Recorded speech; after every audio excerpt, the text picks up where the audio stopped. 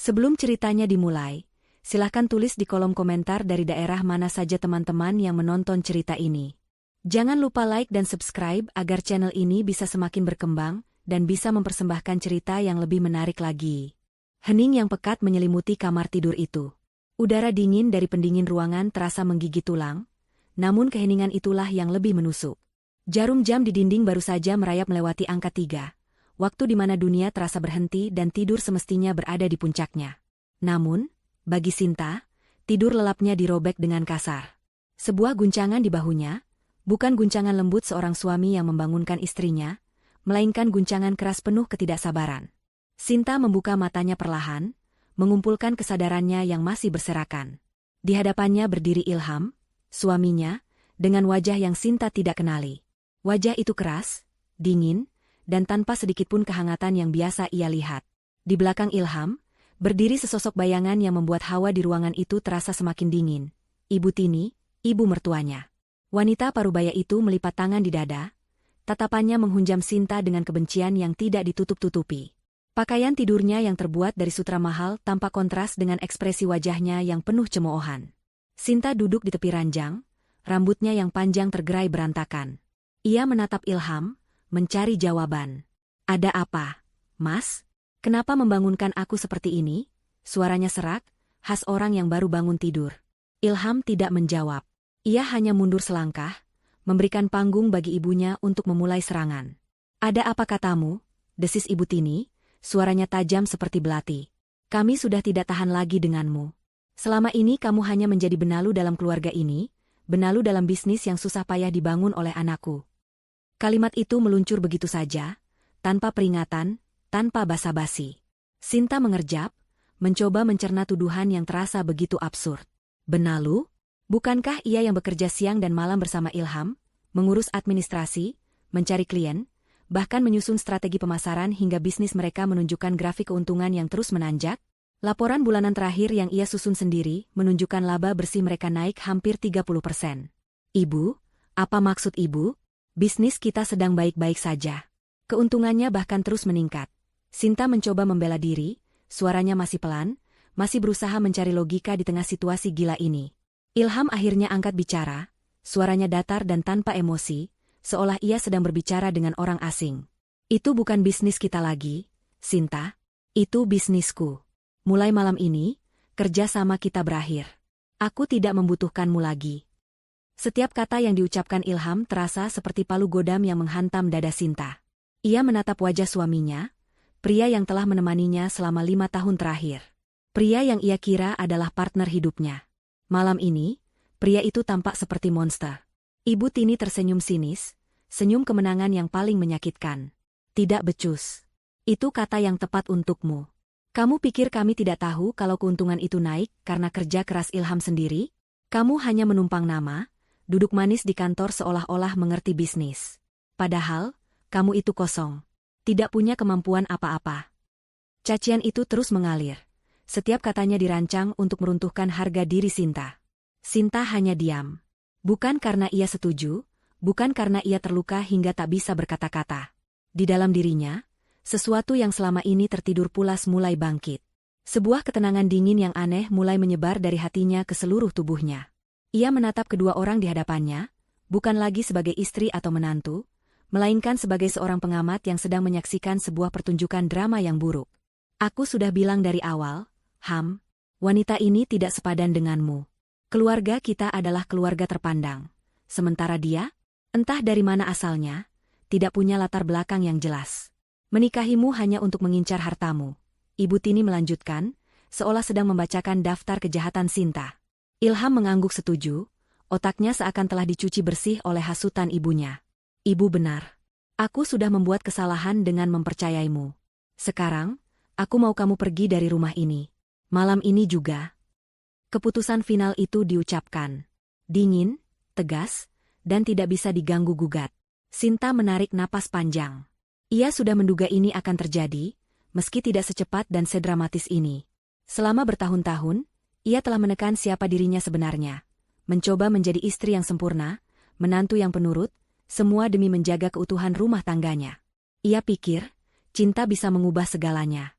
Malam ini, Ia sadar betapa naifnya pemikiran itu. Sinta bangkit dari tempat tidur. Gerakannya tenang dan anggun, tidak menunjukkan kepanikan atau kesedihan. Hal ini justru membuat Ilham dan Ibu Tini sedikit terkejut. Mereka mengharapkan tangisan, permohonan, atau setidaknya sebuah drama. Tapi Sinta tidak memberikan mereka kepuasan itu. Baik, hanya satu kata itu yang keluar dari bibirnya. Suaranya terdengar begitu tenang, hingga membuat bulu kuduk meremang. Ia berjalan menuju lemari pakaian, membukanya, dan hanya mengambil sebuah tas jinjing kecil yang biasa ia gunakan. Ia tidak menyentuh pakaian-pakaian mahal atau perhiasan yang pernah diberikan Ilham. Ia hanya memasukkan dompet, ponsel, dan sebuah buku catatan kecil ke dalam tasnya.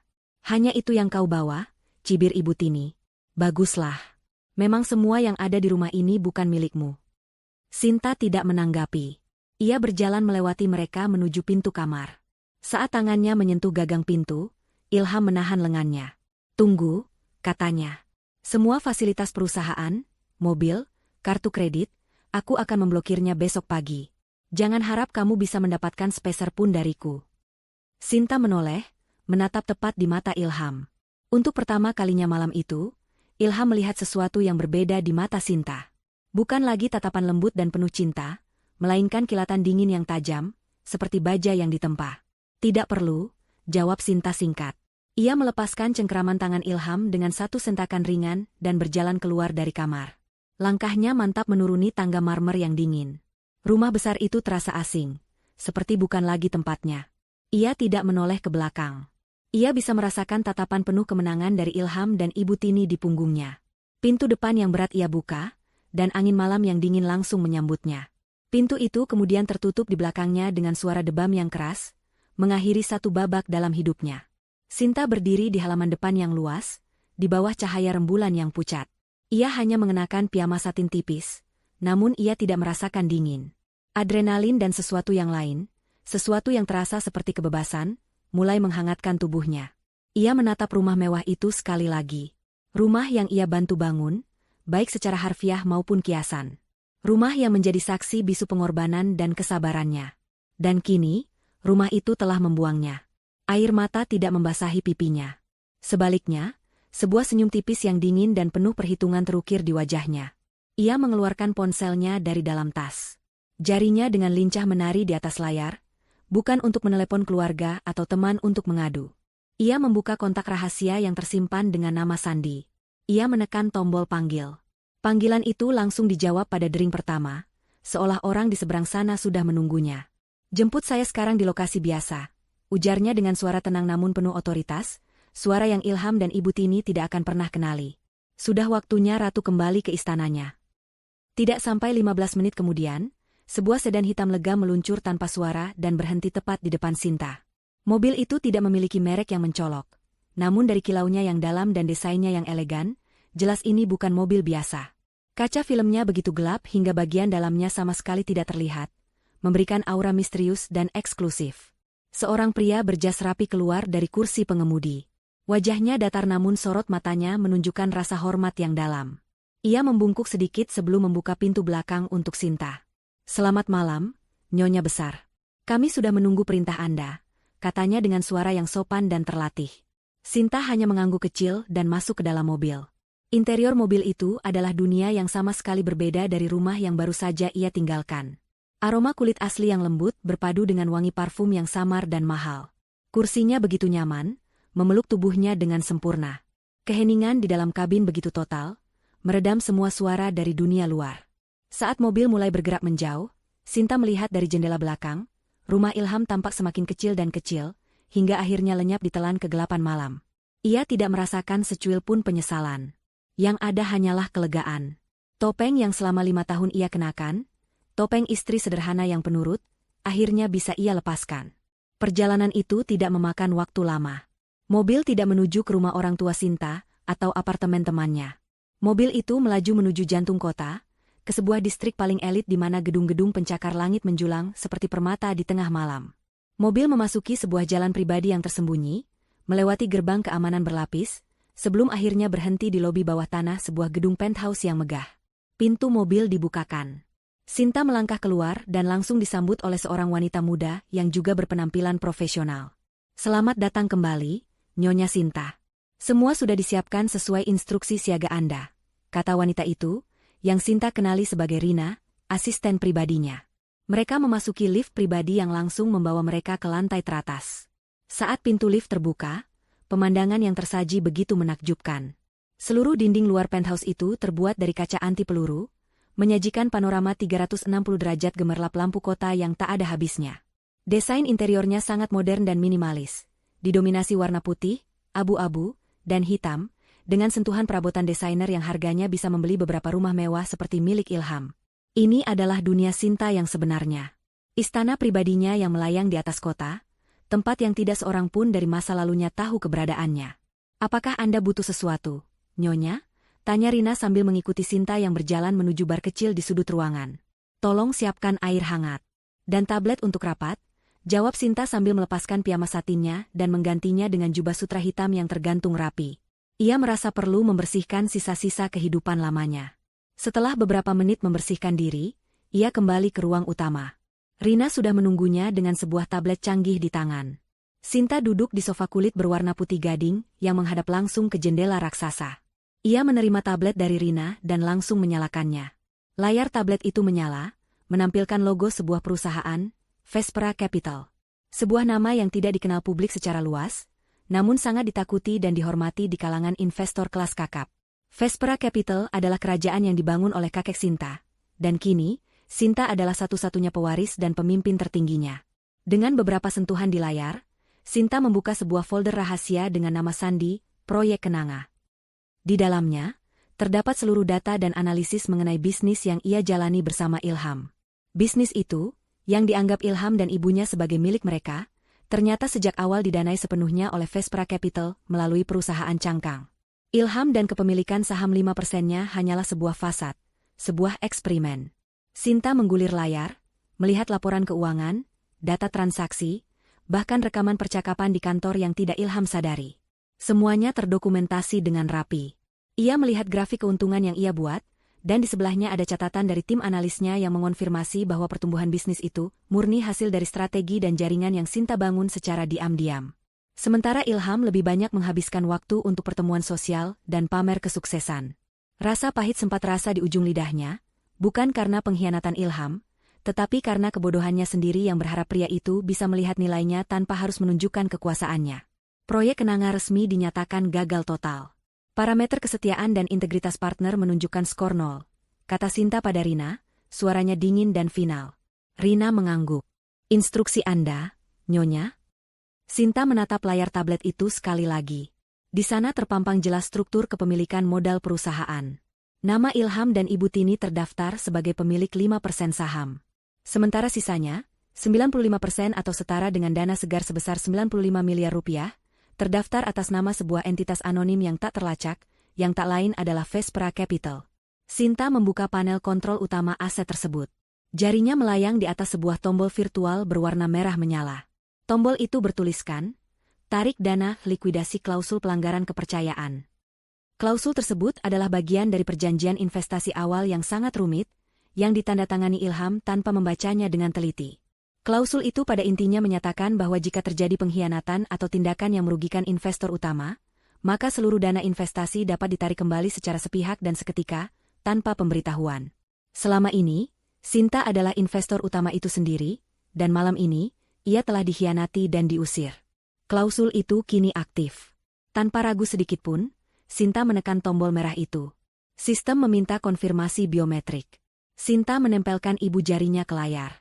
Sebuah cahaya hijau berkedip, mengonfirmasi identitasnya. Seketika, sebuah notifikasi muncul di layar. Aksi disetujui. Penarikan dana sebesar 95 miliar rupiah akan dieksekusi secara otomatis dari seluruh rekening perusahaan pada pukul 9 waktu Indonesia Barat. Hitung mundur sistem dimulai. Di bawah tulisan itu, sebuah jam digital mulai berdetak mundur dari angka 6 jam. Sinta meletakkan tablet itu di atas meja. Pekerjaannya untuk malam ini selesai. Ia menatap lampu kota di luar jendela. Di salah satu titik di lautan cahaya itu, Ilham dan Ibu Tini mungkin sedang tertidur lelap, bermimpi tentang masa depan cerah mereka setelah berhasil menyingkirkannya. Mereka tidak tahu bahwa saat fajar menyingsing, mereka tidak akan bangun dalam mimpi indah, melainkan dalam sebuah mimpi buruk yang mereka ciptakan sendiri. Dan Sinta, sang ratu, akan menonton semuanya dari singgasananya di atas awan. Matahari pagi menerobos masuk melalui celah gorden di kamar Ilham, namun ia dan ibunya sudah terbangun jauh sebelum itu. Mereka tidak bisa tidur bukan karena gelisah, melainkan karena terlalu bersemangat. Perasaan lega dan kemenangan membuncah di dada mereka, seolah beban berat yang selama ini mereka pikul akhirnya terangkat. Beban itu bernama Sinta. Di meja makan yang megah, sarapan tersaji melimpah. Ibu Tini menuangkan kopi untuk Ilham dengan senyum yang tak lepas dari wajahnya. Pagi yang cerah untuk memulai hidup baru, kan, nak? Katanya, suaranya terdengar riang. Ilham mengangguk, mengoleskan selai pada rotinya dengan gerakan mantap. Tentu, Bu. Akhirnya kita bisa mengelola bisnis ini dengan cara kita sendiri. Tidak ada lagi yang sok tahu dan ikut campur, jawabnya. Mereka membicarakan rencana-rencana besar mereka. Ibu Tini ingin segera merenovasi ruang kerja Sinta menjadi lounge pribadinya. Ilham berencana membeli mobil sport model terbaru sebagai hadiah untuk dirinya sendiri. Mereka tertawa, membayangkan betapa menyedihkannya nasib Sinta saat ini. Paling-paling dia menangis di rumah orang tuanya yang sederhana itu, cibir Ibu Tini. Biarkan saja. Sebentar lagi juga dia akan datang merangkak, memohon untuk kembali. Tapi pintu rumah ini sudah tertutup selamanya untuknya. Ilham tersenyum puas. Ia merasa seperti seorang raja yang baru saja berhasil mengusir pengkhianat dari kerajaannya. Ia sama sekali tidak merasa bersalah. Baginya, Sinta hanyalah sebuah tangga yang sudah tidak ia butuhkan lagi. Pukul 8 pagi, mereka berangkat ke kantor dengan mobil sedan mewah milik Ilham. Keduanya mengenakan pakaian terbaik mereka, siap untuk mengumumkan era baru kepemimpinan mereka. Saat mereka melangkah masuk lobi kantor, suasana terasa sedikit aneh. Para karyawan yang biasanya menyapa dengan ramah kini tampak menunduk, seolah takut bertatapan langsung. Ilham dan Ibu Tini tidak peduli. Mereka menganggapnya sebagai bentuk rasa segan terhadap pemilik perusahaan yang sesungguhnya. Mereka berjalan angkuh menuju ruang kerja Ilham di lantai paling atas, menara gading mereka. Ilham duduk di kursi kebesarannya, kursi yang terasa jauh lebih nyaman tanpa bayang-bayang Sinta. Ibu Tini duduk di sofa, sudah mulai melihat-lihat katalog desain interior di tabletnya. Semuanya terasa sempurna. Namun, kesempurnaan itu tidak bertahan lama. Telepon di meja Ilham berdering. Dari sekretarisnya. Pak, ada telepon dari Bima Sakti Supply. Katanya ada tagihan yang sudah jatuh tempo 2 hari. Ilham mengerutkan kening. Tagihan apa? Bukankah Sinta sudah mengurus semuanya? Tanyanya kesal. Suruh saja mereka kirim email. Nanti saya periksa. Ia menutup telepon dengan kasar. Ini pasti salah satu keteledoran Sinta, pikirnya. Beberapa menit kemudian, telepon kembali berdering. Kali ini dari pemasok bahan baku utama mereka. Nadanya lebih mendesak. Pak Ilham, kami terpaksa menahan pengiriman barang untuk Anda. Sistem kami menunjukkan jalur kredit perusahaan Anda dibekukan sementara. Amarah Ilham mulai tersulut. Dibekukan? Apa maksudnya? Kami selalu membayar tepat waktu, bentaknya. Orang di seberang telepon hanya menjawab dengan nada formal bahwa ini adalah kebijakan dari pusat manajemen risiko mereka. Ilham membanting telepon. Pasti ulah Sinta. Dia pasti sengaja tidak membayar tagihan-tagihan ini sebelum pergi untuk membuatku repot. Geramnya. Ibu Tini menenangkan. Sudah, jangan emosi. Wanita licik itu memang sengaja. Nanti kita bereskan. Cek saja rekening perusahaan, lalu bayar semua tagihannya. Tunjukkan padanya kita bisa melakukan segalanya tanpa dia. Ide itu terdengar bagus. Ilham membuka laptopnya, mencoba mengakses sistem internet banking perusahaan. Aneh, kata sandinya ditolak. Ia mencoba beberapa kali. Tetap gagal. Kepanikan kecil mulai merayap di hatinya. Dia mengganti kata sandinya. Seru Ilham. Ibu Tini tertawa mengejek. Dasar wanita picik. Balas dendamnya kekanak-kanakan sekali. Telepon saja Bang, minta reset kata sandinya. Kamu kan pemiliknya. Ilham segera menelepon manajer bank yang biasa melayani mereka. Sementara menunggu, email mulai masuk bertubi-tubi. Email dari vendor, dari perusahaan leasing mobil kantor, dari pemilik gedung, semuanya dengan subjek yang sama, peringatan pembayaran jatuh tempo. Langit di luar jendela tampak cerah, namun awan kelabu mulai berkumpul di dalam ruangan itu. Suasana kemenangan perlahan menguap, digantikan oleh firasat buruk yang lengket. Tepat pukul 9 pagi, manajer bank akhirnya menelepon kembali. Maaf, Pak Ilham. Saya tidak bisa melakukan reset kata sandi dari sini. Ada notifikasi keamanan tingkat tinggi di rekening perusahaan Anda. Lalu bagaimana? Desak Ilham, kesabarannya menipis. Sebaiknya Bapak mengecek langsung melalui sistem internal. Menurut catatan kami, baru saja terjadi. Suara manajer bank itu terputus sejenak, digantikan oleh keheningan yang menegangkan. Tiba-tiba, pintu ruangan Ilham terbuka dengan keras. Direktur keuangan perusahaan, Pak Budi, seorang pria parubaya yang biasanya tenang dan teliti, berlari masuk dengan wajah sepucat mayat. Napasnya terengah-engah, dan tangannya yang memegang tablet gemetar hebat.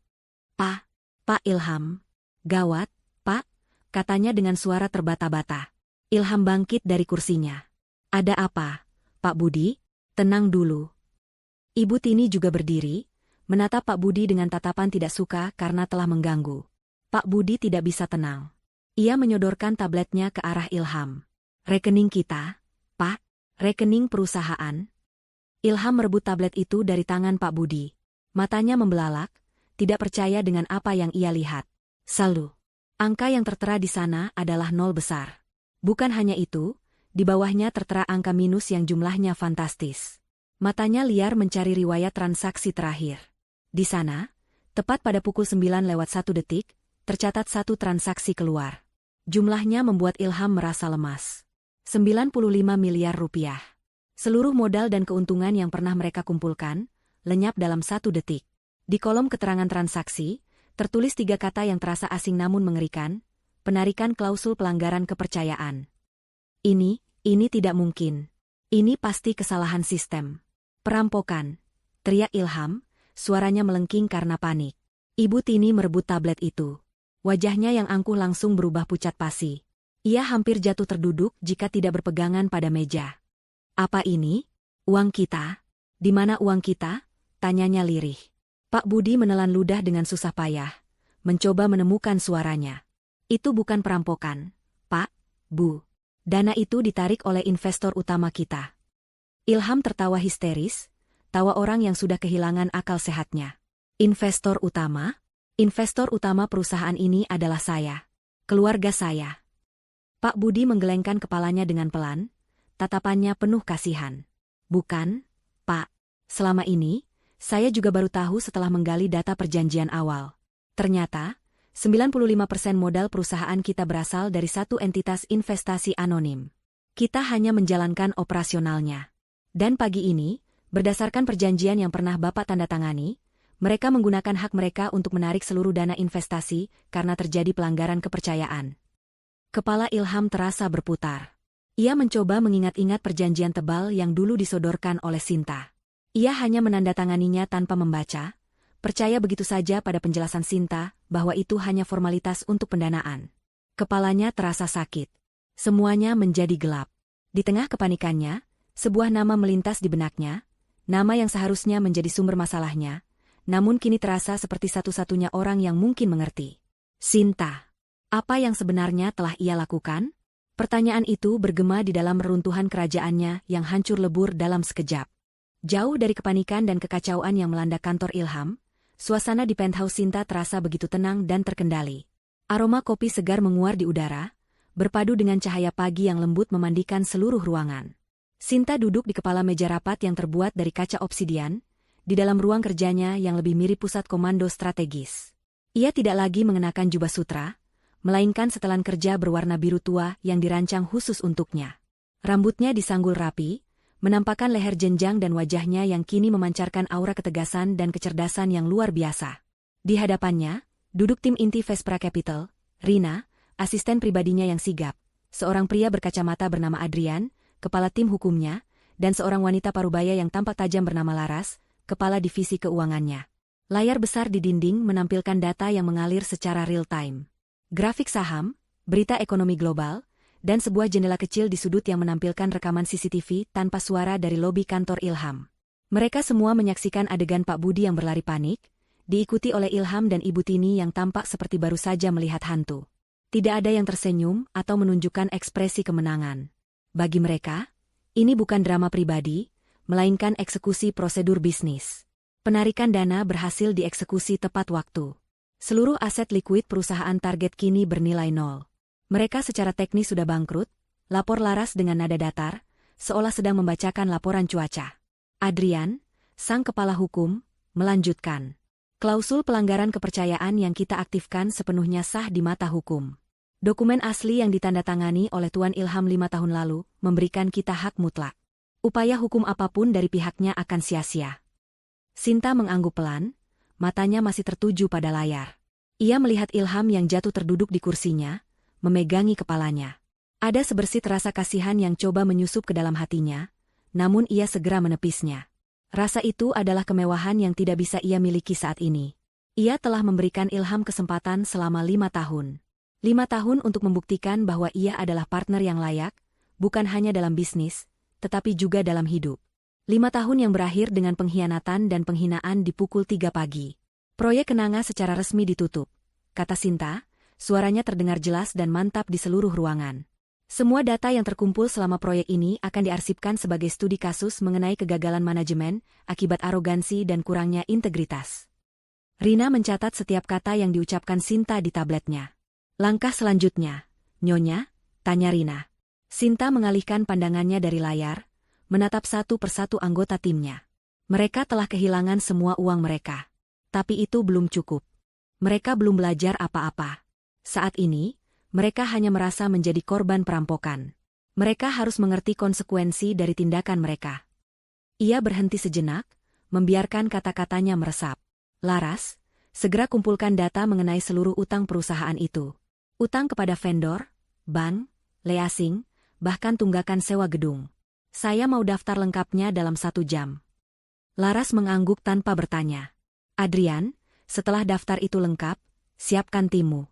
Vespera Capital akan membeli semua surat utang itu. Hubungi setiap kreditur, tawarkan pembayaran penuh di muka. Saya yakin tidak akan ada yang menolak uang tunai di situasi seperti ini. Adrian tersenyum tipis, akhirnya mengerti kemana arah rencana ini. Ini adalah langkah yang brilian sekaligus kejam. Dengan begitu, kata Adrian, kita akan berubah posisi. Dari investor anonim, menjadi satu-satunya penagih utang yang sah. Mereka akan berutang pada kita, secara pribadi. Tepat sekali, sahut Sinta. Mereka mengusirku dari rumah yang kubangun dengan uangku. Mereka menuduhku tidak becus mengurus bisnis yang kuciptakan dari nol. Sekarang, biarkan mereka memohon pada orang yang sama untuk menyelamatkan mereka dari kehancuran. Ini bukan lagi sekadar soal uang. Ini soal prinsip. Selama ini, Sinta selalu bersembunyi di balik topeng. Ia lelah dianggap lemah. Ia ingin Ilham dan terutama Ibu Tini melihat dengan mata kepala mereka sendiri, siapa sebenarnya wanita yang telah mereka buang. Bukan sebagai istri yang merana, tetapi sebagai kekuatan dahsyat yang bisa membangun dan menghancurkan dunia mereka dalam sekejap. Rina, yang mengenal Sinta lebih dari siapapun, melihat sesuatu di mata atasannya. Ini bukan sekadar balas dendam dingin. Ada luka di sana, luka yang dalam. Proyek kenanga bukan hanya proyek bisnis. Itu adalah harapan terakhir Sinta untuk memiliki kehidupan normal, untuk dicintai apa adanya, bukan karena kekayaan dan kekuasaannya. Apakah Anda yakin dengan langkah ini, Nyonya?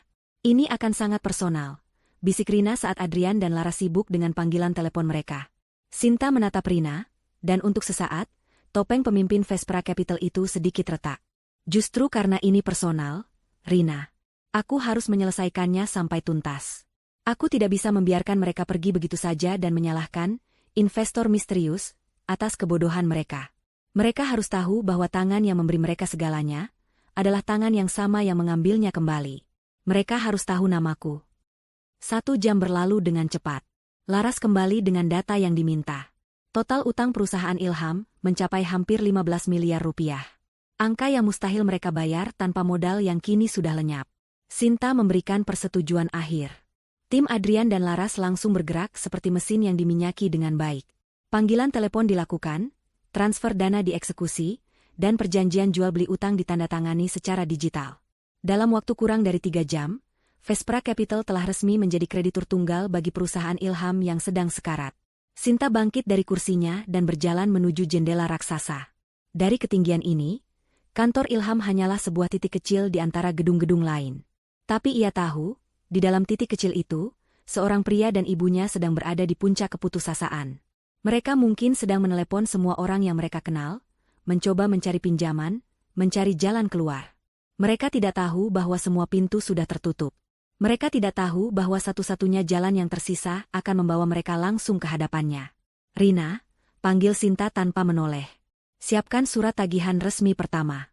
Atas namaku, Sinta Wijaya. Kirimkan melalui kurir ke kantor mereka siang ini juga. Beri mereka waktu 24 jam untuk membayar lunas. Rina mengangguk. Baik, Nyonya. Sinta tersenyum tipis. Babak pertama pertunjukan telah usai. Kini, saatnya untuk babak kedua. Babak di mana para antagonis akan dipaksa untuk berhadapan langsung dengan sang ratu. Kepanikan adalah monster yang melahap kewarasan. Di dalam ruang kerja Ilham yang tadinya terasa seperti singgasana, monster itu kini berpesta pora. Ilham duduk membeku di kursinya, tatapannya kosong, tablet yang menampilkan saldo 0 di tangannya terasa lebih berat dari sebongkah batu. Di seberangnya, Ibu Tini mondar-mandir seperti singa betina yang terkurung. Wajahnya yang biasa dihiasi senyum angkuh kini berkerut karena amarah dan kebingungan. Umpatan dan sumpah serapah terus meluncur dari bibirnya, menyalahkan semua orang kecuali dirinya sendiri. Ia menyalahkan ban yang tidak becus, menyalahkan Pak Budi yang membawa berita buruk, dan yang paling utama, ia menyalahkan Sinta, wanita yang ia anggap sebagai sumber segala malapetaka. Di tengah kekacauan batin itu, seorang kurir datang mengetuk pintu. Ia membawa sebuah amplop tebal berwarna gading dengan logo perusahaan yang tampak asing namun elegan di sudutnya. Vespera Capital. Ilham menerimanya dengan tangan gemetar. Ia tidak tahu apa itu Vespera Capital, tapi firasatnya mengatakan ini adalah bagian dari badai yang sedang menerjangnya. Dengan jari-jari yang kaku, ia membuka amplop itu. Di dalamnya ada setumpuk dokumen legal yang terlihat rumit, namun surat pengantar di halaman pertama ditulis dengan sangat jelas dan sederhana. Surat itu adalah surat tagihan resmi. Surat itu menuntut pembayaran utang perusahaan sebesar 15 miliar rupiah, dibayarkan dalam waktu 24 jam. Jika gagal, proses penyitaan aset akan segera dimulai. Kepala Ilham terasa pusing membaca angka-angka itu. Namun, bukan angka itu yang membuatnya nyaris berhenti bernapas. Melainkan nama yang tertera di bagian bawah surat, di atas jabatan, CEO pemilik utama Vespera Capital. Di sana tertulis dengan tinta hitam yang tegas dan jelas, Sinta Wijaya. Nama lengkap Sinta. Nama yang selama ini Ilham anggap tidak memiliki kekuatan apa-apa. Tidak mungkin, bisik Ilham. Suaranya serak. Ibu Tini yang mendengar bisikan itu segera merebut surat dari tangan anaknya. Matanya menyapu isi surat itu dengan cepat. Saat ia melihat nama Sinta, ekspresi wajahnya berubah drastis. Amarahnya yang meledak-ledak tadi seakan membeku, digantikan oleh kengerian yang murni. Sinta? Apa maksudnya ini? Wanita itu, dia? Ibu Tini tidak bisa menyelesaikan kalimatnya. Realitas yang baru ini terlalu besar, terlalu mengerikan untuk diproses oleh otaknya yang terbiasa superior. Wanita yang mereka usir, yang mereka anggap sebagai benalu, ternyata adalah serigala berbulu domba. Bukan, ia bukan serigala. Ia adalah pemilik seluruh hutan. Keheningan yang mencekam menyelimuti ruangan itu selama beberapa saat. Mereka berdua terperangkap dalam badai pikiran masing-masing. Ilham mencoba menyatukan kepingan-kepingan puzzle. Sinta yang tidak pernah meminta uang. Sinta yang selalu punya solusi untuk setiap masalah bisnis. Sinta yang menandatangani dokumen pendanaan dengan begitu mudahnya. Sinta yang saat diusir hanya menunjukkan ketenangan yang menakutkan. Semuanya kini masuk akal. Ia telah hidup bersama raksasa, tetapi ia memperlakukannya seperti seekor semut. Batas waktu 24 jam terasa seperti bom waktu yang terus berdetak di telinga mereka. Kepanikan yang sesungguhnya pun dimulai. Ilham meraih ponselnya, mulai menelepon semua orang yang ia anggap sebagai teman berpengaruh. Para pengusaha, pejabat, bankir yang dulu sering makan malam bersamanya. Hasilnya sama. Nada sibuk, panggilan yang tidak diangkat, atau jawaban dingin dari sekretaris yang mengatakan, "Bapak sedang rapat." Dalam sekejap, dunia seakan berbalik memusuhinya. Berita kehancuran perusahaannya pasti sudah menyebar lebih cepat dari api. Ibu Tini juga melakukan hal yang sama. Ia menelepon teman-teman sosialitanya, para istri pejabat yang dulu sering memujinya. Bukannya mendapat bantuan, ia justru dihujani pertanyaan-pertanyaan sinis yang menusuk. Pertanyaan yang hanya bertujuan untuk memuaskan rasa ingin tahu dan menikmati penderitaannya. Telepon terakhirnya berakhir dengan isak tangis frustrasi. Lingkaran sosial yang ia banggakan, yang ia anggap sebagai jaring pengamannya, ternyata hanyalah sebuah panggung sandiwara. Siang berganti sore, sore berganti malam. Mereka tidak beranjak dari ruang kerja itu, yang kini terasa seperti penjara. Mereka mencoba mendatangi beberapa bank secara langsung. Manajer bank yang dulu menyambut mereka dengan karpet merah kini berbicara dengan bahasa formalitas yang dingin, menunjukkan data skor kredit mereka yang sudah hancur lebur. Setiap pintu yang mereka ketuk tertutup rapat di depan wajah mereka. Harapan mereka terkikis sedikit demi sedikit, digantikan oleh keputusasaan yang pekat. Tekanan itu mulai merusak hubungan mereka. Mereka yang tadinya adalah sekutu yang solid, kini mulai saling menyalahkan. Ini semua karena kau terlalu mendengarkan perempuan licik itu. Kau biarkan dia mengurus semua dokumen penting. Bodoh, teriak Ibu Tini, melampiaskan frustrasinya pada Ilham. Ilham yang sudah berada di ambang batas kesabarannya balas membentak. Aku mendengarkannya? Bukankah ibu yang dari awal menyuruhku untuk menikahinya, karena dia terlihat penurut dan mudah diatur? Bukankah ibu juga yang terus-menerus meracuniku untuk menyingkirkannya? Ini semua terjadi karena keserakahan ibu. Pertengkaran sengit itu tidak menghasilkan apa-apa selain rasa sakit dan penyesalan yang semakin dalam. Mereka terdiam, terengah-engah di tengah puing-puing kesombongan mereka. Malam itu, mereka tidak pulang. Mereka tertidur di sofa kantor yang dingin, tidur yang gelisah dan penuh mimpi buruk. Mereka bangun saat matahari pagi mulai menyinari lantai, bukan dengan semangat baru, melainkan dengan kenyataan pahit bahwa waktu mereka hampir habis. Ponsel Ilham berdering. Dari Pak Budi. Pak, tim hukum dari Vespra Capital sudah ada di lobi. Mereka datang bersama tim penilai aset. Mereka bilang, waktu Bapak sudah habis. Jantung Ilham serasa berhenti berdetak. Ini adalah akhir dari segalanya. Ia melihat ibunya yang tampak 10 tahun lebih tua, hanya dalam satu malam. Wajahnya pucat, rambutnya berantakan, sisa-sisa keanggunannya telah luntur. Tidak ada lagi jalan keluar. Tidak ada lagi tempat untuk lari. Di tengah jurang keputusasaan yang paling dalam, hanya ada satu nama yang terus muncul. Sinta. Dialah yang memulai badai ini, dan hanya dialah yang mungkin bisa menghentikannya. Ibu Tini menatap Ilham, harga dirinya yang setinggi langit akhirnya runtuh menjadi debu. Kita harus menemuinya. Ham, bisiknya dengan suara bergetar. Kita harus memohon padanya. Tidak ada cara lain. Keputusan untuk menemui Sinta adalah sebuah pengakuan kekalahan total. Itu adalah hal terakhir yang ingin mereka lakukan, sebuah tindakan yang mengharuskan mereka untuk menelan ludah dan menginjak-injak harga diri mereka sendiri. Dengan sisa uang tunai yang berhasil Ibu Tini kumpulkan dari dompetnya, mereka menyewa seorang detektif swasta murahan untuk mencari alamat pribadi Sinta. Alamat Vespra Capital yang tertera di surat tagihan adalah sebuah benteng perkantoran yang tidak mungkin mereka tembus. Mereka butuh alamat rumahnya, berharap bisa menemuinya dalam suasana yang lebih personal, berharap sisa-sisa perasaan dari masa lalu masih bisa mereka manfaatkan. Beberapa jam kemudian, sang detektif mengirimkan sebuah alamat melalui pesan singkat. Ilham dan Ibu Tini membaca alamat itu dengan kening berkerut.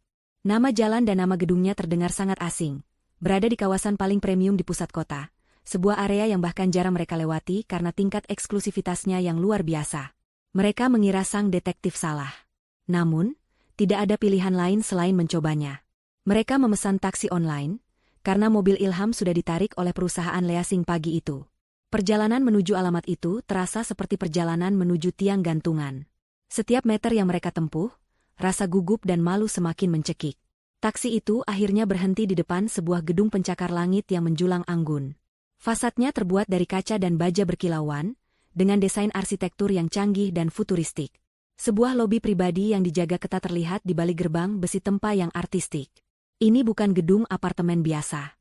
Ini adalah sebuah istana vertikal. Ilham dan Ibu Tini keluar dari taksi dengan perasaan gamang.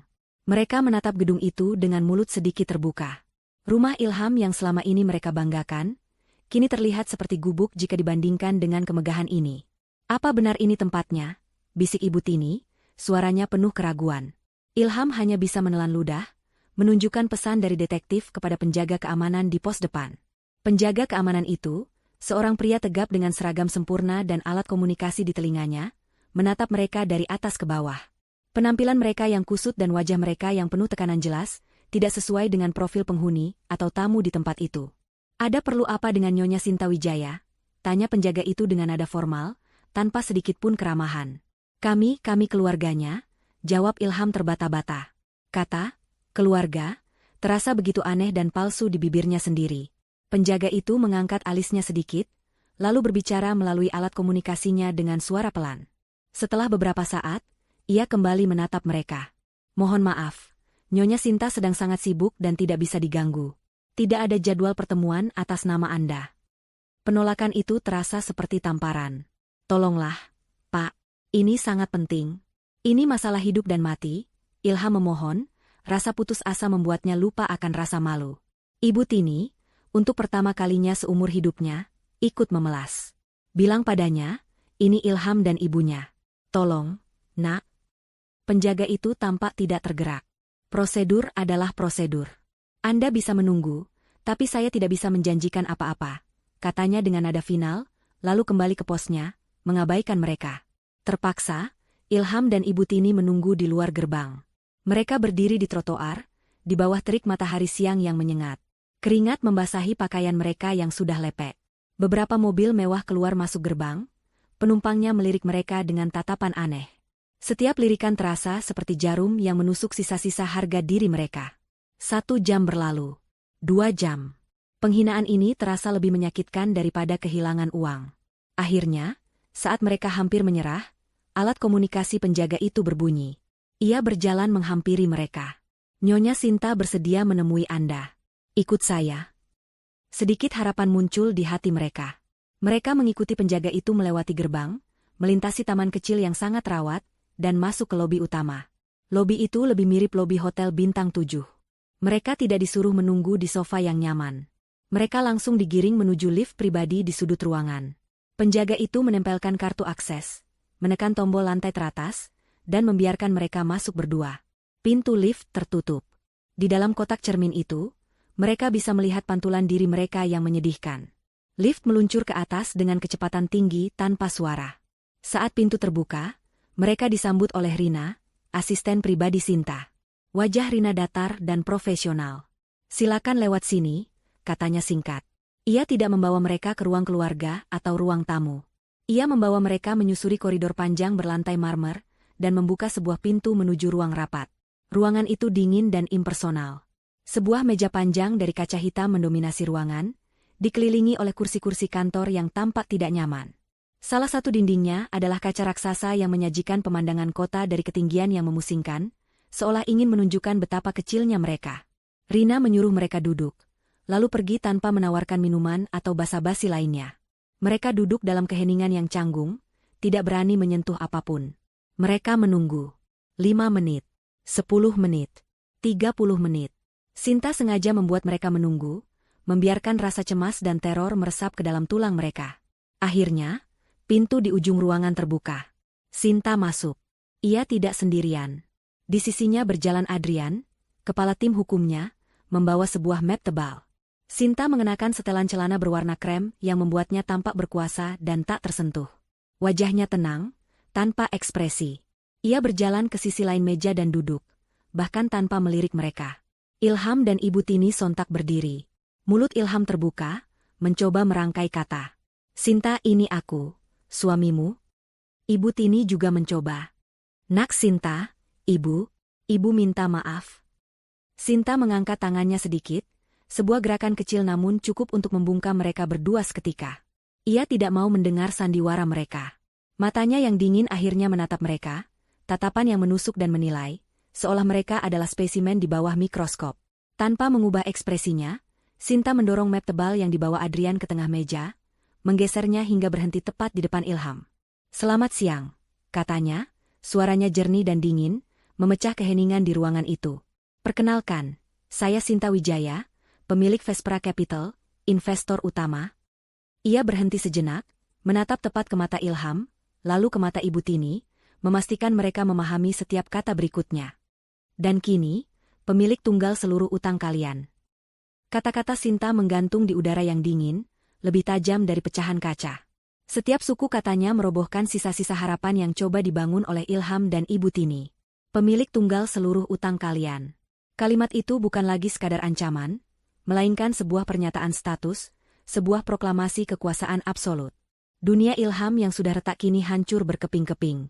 Pria yang selama 5 tahun ia anggap sebagai istrinya, wanita yang ia pandang sebelah mata, ternyata adalah arsitek sekaligus algojo bagi takdirnya. Ia jatuh terduduk di kursinya, kekuatannya seakan tersedot habis dari tubuhnya. Di sebelahnya, Ibu Tini terengah, wajahnya yang pucat kini membiru. Wanita tua yang angkuh itu tampak seperti akan terserang stroke. Adrian, pengacara Sinta, melangkah maju dengan tenang. Ia membuka map tebal di hadapannya, seolah tidak terpengaruh oleh drama yang baru saja terjadi. Jika saya boleh jelaskan, suaranya datar dan profesional, memecah keheningan yang menyiksa.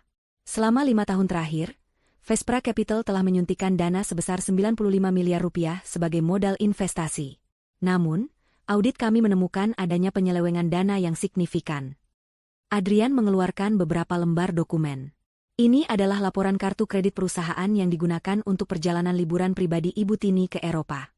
Ini adalah data pembelian mobil sport Tuan Ilham yang dicatatkan sebagai aset perusahaan namun digunakan murni untuk kepentingan pribadi. Dan ini, ia menunjuk sebuah grafik yang rumit, adalah 3 proyek besar yang hampir gagal karena keputusan bisnis Tuan Ilham yang keliru, yang kemudian diselamatkan secara diam-diam oleh intervensi tim analis kami. Setiap kalimat yang diucapkan Adrian adalah paku yang ditancapkan ke peti mati kebanggaan mereka. Semua kebohongan yang mereka bangun, semua kesuksesan yang mereka klaim, kini ditelanjangi di bawah cahaya kebenaran yang kejam. Mereka bukan pengusaha sukses. Mereka hanyalah boneka yang tidak sadar bahwa benang mereka selama ini dipegang oleh Sinta. Setelah Adrian selesai, barulah Ilham dan Ibu Tini menemukan kembali suara mereka. Bukan lagi suara penuh amarah atau kesombongan, melainkan suara penuh keputusasaan. Sinta, aku mohon. Ilham memulai, suaranya bergetar. Ia bangkit dari kursinya, berjalan memutari meja dan berlutut di hadapan Sinta. Sebuah pemandangan yang menyedihkan. Aku suamimu. Aku tahu aku salah. Aku buta, aku bodoh. Aku membiarkan ibu meracuni pikiranku. Tapi di dalam hatiku, aku masih mencintaimu. Kita bisa perbaiki ini semua. Lupakan bisnis ini, lupakan uang ini. Kita mulai lagi dari awal, hanya kita berdua. Kata-kata itu terdengar begitu kosong. Cinta. Sebuah kata yang ia gunakan sebagai senjata terakhirnya, padahal ia sendiri yang telah membunuhnya. Ibu Tini, dengan sisa tenaganya, ikut memohon. Air mata buaya mulai mengalir di pipinya yang keriput. Nak Sinta, maafkan ibu. Ibu sudah tua, kadang tidak bisa menjaga ucapan. Ibu hanya ingin yang terbaik untuk Ilham. Ibu mengaku salah. Anggaplah ibu seperti ibumu sendiri, jangan hukum kami seperti ini, nak. Ibu mohon padamu. Mereka memainkan peran sebagai korban, sebagai orang yang menyesal, sebuah pertunjukan terakhir untuk mencoba meraih simpati. Sinta hanya menatap mereka. Wajahnya tetap tanpa ekspresi, namun di dalam hatinya, badai emosi berkecamuk. Ia melihat pria yang berlutut di hadapannya, bukan sebagai suami yang menyesal, tetapi sebagai pengecut yang hanya ingin menyelamatkan dirinya sendiri. Ia mendengar permohonan ibu mertuanya, bukan sebagai permintaan maaf yang tulus, tetapi sebagai taktik manipulasi murahan lainnya. Ia teringat setiap malam saat ia harus bekerja lembur sendirian sementara Ilham pergi bersenang-senang. Ia teringat setiap ucapan sinis Ibu Tini yang merendahkan keluarganya. Ia teringat dinginnya malam saat ia diusir dari rumahnya sendiri. Tidak ada lagi ruang untuk simpati. Cinta? Sinta akhirnya angkat bicara, suaranya pelan namun mematikan. Kau bicara soal cinta setelah kau membuangku di pukul 3 pagi? Setelah kau menuduhku tidak becus dan menjadi benalu? Ia menoleh pada Ibu Tini. Dan ibu? Ibu mau aku menganggapmu seperti ibuku sendiri? Ibuku tidak akan pernah menghina dan merendahkanku seperti yang ibu lakukan selama bertahun-tahun. Sinta berdiri. Auranya yang dingin memenuhi seluruh ruangan, membuat Ilham dan Ibu Tini gemetar ketakutan. Kalian tidak menyesal atas apa yang telah kalian lakukan. Kalian hanya menyesal karena kalian tertangkap. Ia kembali duduk dan menatap mereka dengan tatapan tajam. Pertunjukan drama kalian sudah selesai. Sekarang dengarkan. Aku tidak tertarik melihat kalian membusuk di penjara karena penipuan dan penggelapan dana. Itu terlalu mudah. Ia menghela napas, seolah sedang mempertimbangkan sesuatu yang berat. Aku akan memberikan kalian satu tawaran. Sebuah jalan keluar. Secercah harapan muncul di mata Ilham dan Ibu Tini. Mereka menatap Sinta seperti seorang narapidana menatap hakim yang akan membacakan vonisnya. Tawaran ini sangat sederhana, lanjut Sinta. Adrian kemudian menggeser sebuah dokumen lain ke hadapan mereka, sebuah kontrak perjanjian penyelesaian. Kalian akan menyerahkan sisa 5% saham kalian dan semua aset pribadi yang terkait dengan bisnis ini kepadaku. Sebagai gantinya, Vespra Capital akan mengambil alih seluruh utang kalian, baik utang perusahaan maupun utang pribadi yang timbul dari penyalahgunaan fasilitas perusahaan. Kalian akan bebas dari tuntutan hukum dan bebas dari kejaran penagih utang. Ilham dan Ibu Tini saling pandang. Ini lebih baik dari yang mereka bayangkan. Mereka akan kehilangan segalanya, tapi setidaknya mereka bebas. Tapi mereka tahu, ini terlalu bagus untuk menjadi kenyataan. Pasti ada syarat lain. Dan Sinta pun menyebutkannya. Tentu saja, ada satu syarat kecil sebagai ganti kemurahan hatiku ini. Katanya, senyum tipis yang dingin tersungging di bibirnya. Sebagai kompensasi atas kerugian non-material yang saya alami, kalian berdua harus menandatangani kontrak kerja selama 1 bulan dengan perusahaan yang sudah direstrukturisasi. Posisi kalian adalah staf kebersihan kantor. Ilham dan Ibu Tini terkesiap. Mereka pasti salah dengar. Petugas kebersihan? Kalian akan bekerja dari jam 8 pagi sampai jam 5 sore. Tugas kalian termasuk mengepel lantai, membersihkan toilet, membuang sampah, dan tugas-tugas lain yang diperintahkan oleh kepala petugas kebersihan. Kalian akan mengenakan seragam, sama seperti yang lain. Penghinaan ini, rencana ini, begitu terperinci, begitu kejam, hingga terasa surreal. Ibu Tini langsung berteriak histeris. Tidak.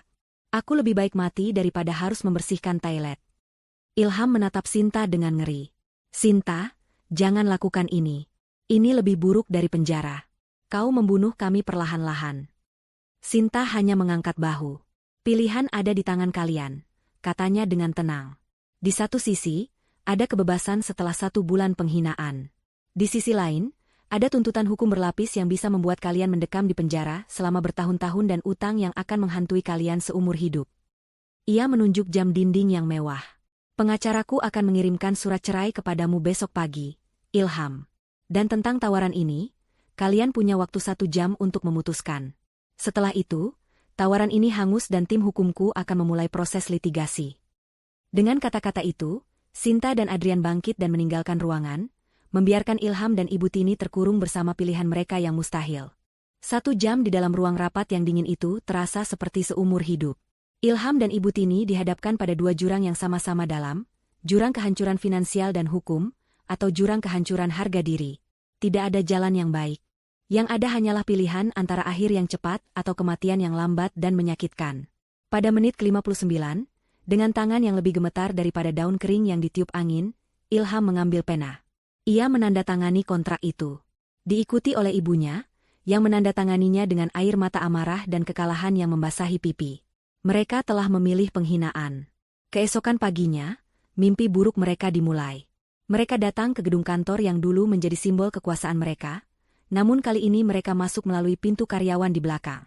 Mereka tidak lagi disambut dengan sapaan hormat, melainkan dengan tatapan ingin tahu dari para staf keamanan. Mereka diarahkan ke sebuah ruangan kecil di Rubanah, ruang ganti untuk para petugas kebersihan. Di sana, sudah menunggu kepala petugas kebersihan, seorang bapak tua bernama Pak Mamat, yang dulu selalu menunduk dalam-dalam setiap kali berpapasan dengan mereka. Hari ini, Pak Mamat menatap mereka dengan ekspresi datar yang sulit diartikan. Ia menyerahkan 2 set seragam berwarna biru pudar yang ukurannya tidak pas. Ini seragam kalian. Ganti pakaian, lalu temui saya di gudang peralatan. Perintahnya dengan nada profesional. Mengenakan seragam itu adalah siksaan pertama. Kainnya yang kasar terasa gatal di kulit mereka yang terbiasa dengan bahan-bahan mahal. Bau kapur barus yang samar menempel di seragam itu. Saat mereka bercermin, mereka nyaris tidak mengenali diri mereka sendiri. Di sana berdiri 2 orang asing yang tampak kalah dan menyedihkan. Langkah pertama mereka keluar dari ruang ganti adalah langkah menuju neraka pribadi mereka. Pak Mamat memberikan mereka instruksi kerja. Ibu Tini ditugaskan untuk membersihkan seluruh toilet di lantai eksekutif. Sementara Ilham bertanggung jawab untuk membersihkan dan mengepel area lobi utama serta koridor. Pelajaran pertama Ibu Tini dimulai di toilet wanita eksekutif. Toilet yang sama di mana ia dulu sering merapikan riasannya, bergosip dengan teman-teman sosialitanya. Kini, ia harus berlutut, menyikat lantai porselen yang dingin, membersihkan noda-noda yang ditinggalkan orang lain. Bau desinfektan yang menyengat membuat kepalanya pusing. Siksaan terberat datang saat pintu toilet terbuka. Masuklah 2 orang wanita, istri dari rekan bisnis Ilham, yang Ibu Tini kenal baik. Mereka sedang asyik tertawa dan membicarakan kejatuhan keluarga Ilham. Aku dengar mereka sekarang melarat, semua asetnya disita, kata salah satunya. Karma itu nyata, ya. Dulu sombongnya bukan main. Mereka sama sekali tidak mengenali Ibu Tini yang sedang berjongkok di sudut, wajahnya tertutup masker dan topi. Mendengar namanya dijadikan bahan cemoohan oleh orang-orang yang dulu menjilatnya, adalah sebuah sayatan yang perih di hatinya.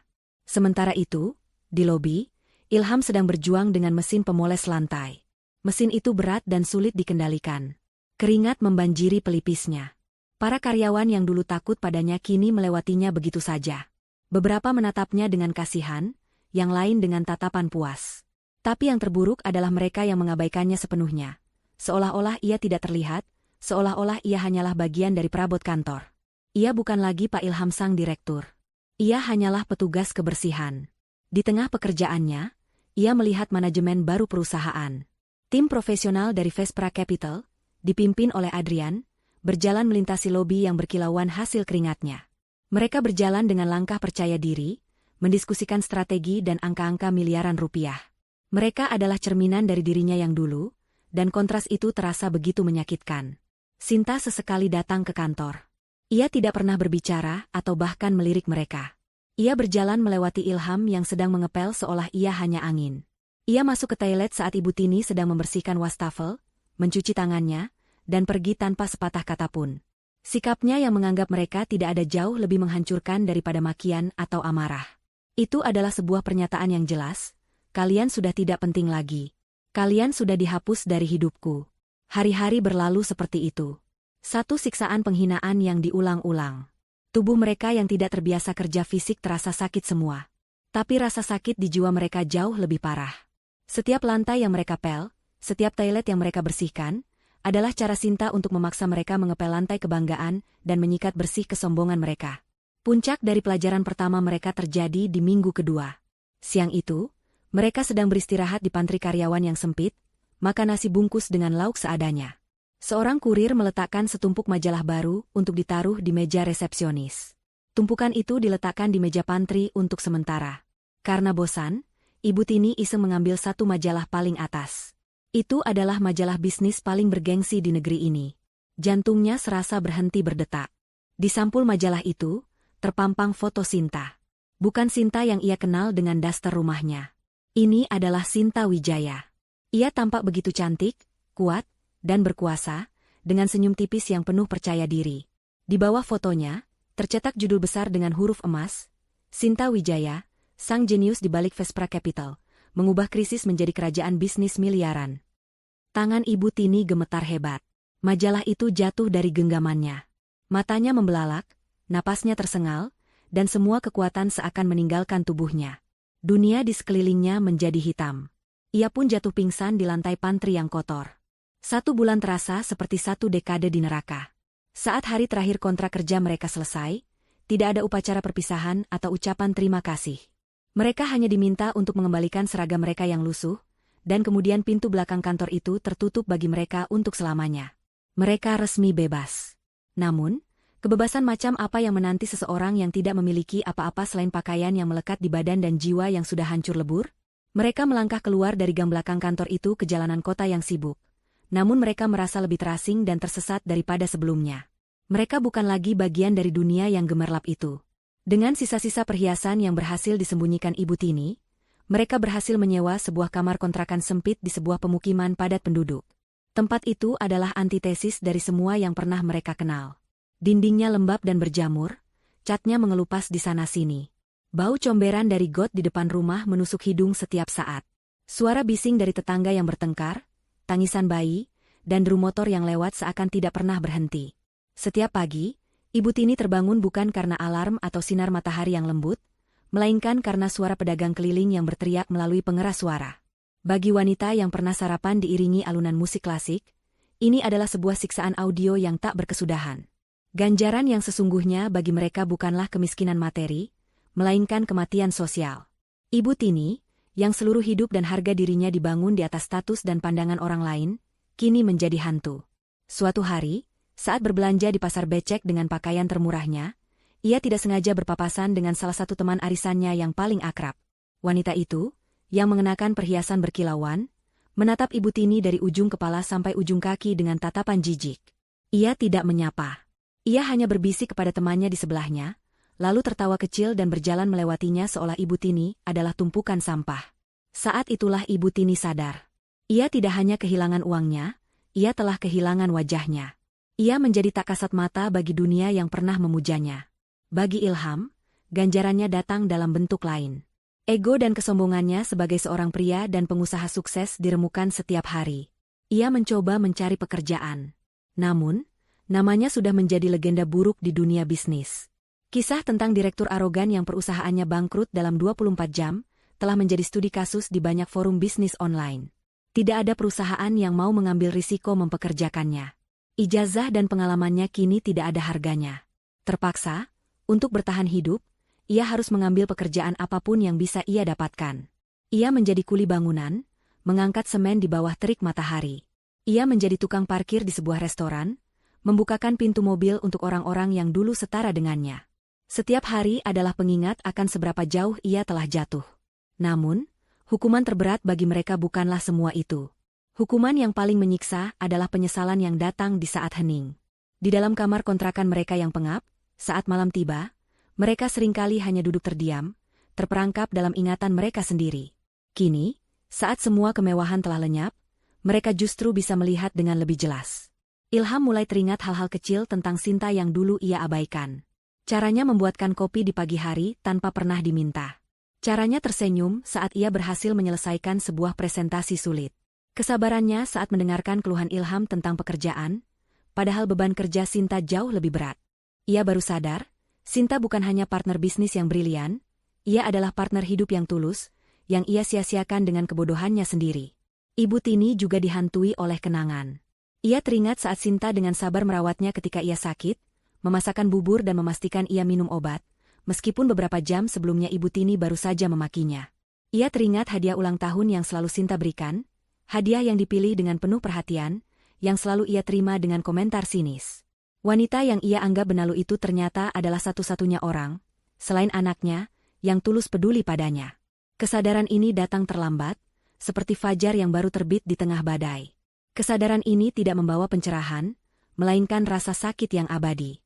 Mereka tidak hanya kehilangan harta, mereka telah kehilangan permata paling berharga, karena mereka terlalu buta untuk melihat kilaunya. Suatu sore yang terik, Ilham sedang menjalani pekerjaannya sebagai petugas kebersihan di sebuah taman kota. Tugasnya adalah memunguti sampah dan membersihkan daun-daun kering. Saat ia sedang membungkuk di dekat sebuah bangku, sebuah mobil hitam mewah berhenti tidak jauh darinya. Pintu belakang terbuka, dan keluarlah Sinta. Jantung Ilham serasa berhenti berdetak. Sinta tampak begitu berbeda. Ia mengenakan gaun musim panas yang simpel namun elegan, rambutnya tergerai indah ditiup angin sepau-sepau. Ia sedang tertawa, tawa renyah dan lepas yang belum pernah Ilham dengar sebelumnya. Ia bersama beberapa rekannya, tampak sedang menikmati waktu santai setelah rapat. Ilham membeku di tempatnya, sapu lidi di tangannya terasa kaku. Ia menatap Sinta, wanita yang pernah berbagi ranjang dengannya, wanita yang pernah ia usir di tengah kegelapan malam. Ia ingin lari, ingin bersembunyi, tapi kakinya seakan terpaku di tanah. Sinta, sambil terus berbicara dengan temannya, secara kebetulan menoleh ke arah Ilham. Pandangan mereka bertemu selama sepersekian detik. Ilham melihat sepasang mata yang indah itu, dan di dalamnya, ia tidak menemukan kemarahan, kebencian, atau bahkan kepuasan. Yang ia temukan hanyalah kekosongan. Tatapan seseorang yang melihat orang asing, objek yang tidak penting, sebelum akhirnya berpaling lagi dan melanjutkan percakapannya seolah tidak ada yang terjadi. Pukulan itu adalah yang paling telak. Bagi Ilham, Sinta adalah trauma yang akan mendefinisikan sisa hidupnya. Namanya akan selamanya terukir di dalam hatinya sebagai simbol penyesalan terbesar. Namun bagi Sinta, ia hanyalah seorang petugas kebersihan di taman. Seorang figuran tanpa nama dalam film kehidupannya yang megah. Ia bukan lagi bagian dari ceritanya. Ganjaran mereka bukanlah kemiskinan atau kerja keras. Ganjaran mereka yang abadi adalah menjadi tidak relevan. 1 tahun setelah badai itu berlalu, Vespra Capital mengadakan perayaan ulang tahunnya di sebuah hotel termewah di ibu kota. Perusahaan yang dulu bergerak dalam senyap itu, kini menjadi salah satu pilar utama di dunia investasi nasional. Di bawah kepemimpinan Sinta, perusahaan itu tidak hanya melipat gandakan asetnya, tetapi juga mengubah citranya. Kini Vespra Capital dikenal sebagai perusahaan investasi yang berintegritas, yang tidak hanya mengejar keuntungan, tetapi juga memprioritaskan inovasi dan etika bisnis. Perusahaan lama milik Ilham, setelah dibersihkan dari semua elemen korup, kini telah direstrukturisasi dan diubah namanya menjadi Nusantara Berdaya, sebuah anak perusahaan yang fokus pada pengembangan usaha kecil dan menengah. Sinta berdiri di atas panggung, di bawah sorotan lampu, memberikan pidato di hadapan ratusan tamu penting, dari menteri hingga para CEO perusahaan raksasa. Ia tidak lagi menyembunyikan dirinya. Ia telah sepenuhnya merengkuh identitasnya sebagai Sinta Wijaya, seorang pemimpin, seorang visioner. Ia berbicara dengan fasih tentang masa depan ekonomi, tentang pentingnya memberikan kesempatan yang setara bagi semua orang, dan tentang kekuatan integritas. Tidak ada sedikit pun jejak kepahitan dalam suaranya. Babak kelam dalam hidupnya telah ia tutup rapat-rapat. Pengkhianatan yang ia alami tidak membuatnya menjadi pribadi yang sinis. Sebaliknya, itu telah menempanya menjadi baja yang lebih kuat dan lebih bijaksana. Balas dendamnya telah selesai setahun yang lalu. Kini, misinya telah berevolusi. Ia tidak lagi tertarik untuk menghancurkan, ia berfokus untuk membangun. Beberapa bulan setelah mengambil alih perusahaan, ia mendirikan sebuah yayasan yang ia namai, Yayasan Fajar Harapan. Yayasan itu memiliki dua tujuan utama, memberikan bantuan hukum dan perlindungan bagi perempuan korban kekerasan dalam rumah tangga, dan memberikan modal serta bimbingan bagi para pengusaha perempuan yang sering diremehkan oleh sistem. Yayasan itu adalah caranya mengubah lukanya menjadi sumber kekuatan bagi orang lain. Dalam acara malam itu, Sinta secara khusus mengundang salah satu penerima manfaat pertama dari yayasannya. Seorang wanita muda bernama Maya, yang memiliki ide cemerlang tentang aplikasi edukasi untuk anak-anak di daerah terpencil. Ide Maya selalu ditolak oleh investor, karena ia dianggap terlalu muda dan tidak berpengalaman. Sinta melihat potensi dalam dirinya. Dengan pendanaan dan bimbingan dari Yayasan Fajar Harapan, aplikasi buatan Maya kini telah diunduh oleh jutaan pengguna dan berhasil membawa pendidikan berkualitas ke tempat-tempat yang sebelumnya tidak terjangkau. Melihat kesuksesan Maya yang berbicara dengan penuh semangat di atas panggung, itulah yang memberikan kepuasan sejati bagi Sinta. Kemenangannya bukanlah saat melihat Ilham dan Ibu Tini jatuh, melainkan saat melihat wanita lain seperti Maya bangkit. Setelah acara selesai, Sinta menolak tawaran untuk melanjutkan pesta. Ia memilih untuk pulang ke istananya di atas awan. Ia berdiri di balkon pentousenya yang luas, menatap lautan cahaya kota yang tak berujung. Rina datang menghampirinya, membawakan secangkir teh hangat. Acara yang luar biasa, Nyonya, kata Rina. Sinta tersenyum, senyum yang tulus dan damai. Ini baru permulaan, Rina. Mereka berdiri dalam keheningan sejenak, menikmati pemandangan. Apakah Anda pernah memikirkan mereka? Tanya Rina hati-hati, tidak perlu menyebut nama. Sinta menghela napas panjang, menatap ke kejauhan. Dulu, ya. Tapi sekarang, rasanya seperti membaca sebuah buku yang sudah tamat. Ceritanya menarik, pelajarannya berharga, tapi sudah selesai. Aku tidak punya keinginan untuk membukanya lagi. Ada begitu banyak buku baru yang menunggu untuk ditulis. Pengkhianatan Ilham dan Ibu Tini adalah bab yang paling menyakitkan dalam hidupnya. Namun itu jugalah bab yang paling penting. Bab itu telah memaksanya untuk keluar dari kepompongnya, melepaskan topengnya, dan terbang dengan sayapnya sendiri yang ternyata begitu kuat dan indah. Ia tidak akan pernah melupakan pelajaran itu, tetapi ia menolak untuk dirantai olehnya. Fajar baru mulai menyingsing di ufuk timur, mewarnai langit yang gelap dengan semburat jingga dan emas. Sinta menghirup udara pagi yang segar. Ia tidak hanya telah merebut kembali kerajaannya, ia telah membangun sebuah kekaisaran yang lebih besar, lebih baik, dan lebih bermakna di atas puing-puing masa lalunya. Ia bebas, ia utuh, dan ia bahagia. Di suatu tempat di kota yang mulai terbangun itu, dua orang mungkin masih hidup dalam bayang-bayang penyesalan abadi mereka. Tapi di atas sini, di puncak dunia, sang ratu sudah lama tidak mengingat nama mereka. Ia terlalu sibuk menyambut fajar yang baru.